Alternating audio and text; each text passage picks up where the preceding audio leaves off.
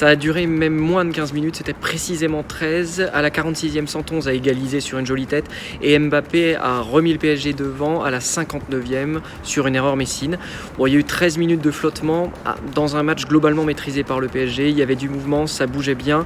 C'était même parfois un peu trop facile pour le PSG qui a sombré dans des gestes un peu superflus, surtout entre Neymar et Mbappé, mais sans conséquence à l'arrivée. Le PSG est leader grâce à cette victoire.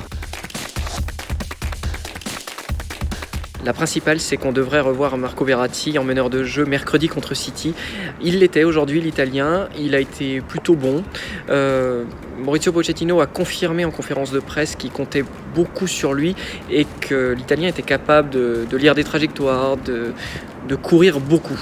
Je ne vois pas pourquoi il ne serait pas encore titulaire mercredi. Et ça devrait être avec Danilo Gay derrière lui. Les deux ont été laissés au repos aujourd'hui. Kylian Mbappé a reçu une béquille, Mauricio Pochettino l'a affirmé en conférence de presse sans être véritablement inquiet. L'attaquant est même sorti 5 minutes après avoir été soigné et après avoir reçu ce fameux coup d'un défenseur messin.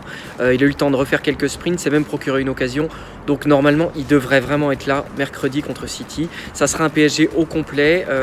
Mauricio Pochettino a confirmé que Marquinhos s'entraînait au camp des loges et serait disponible.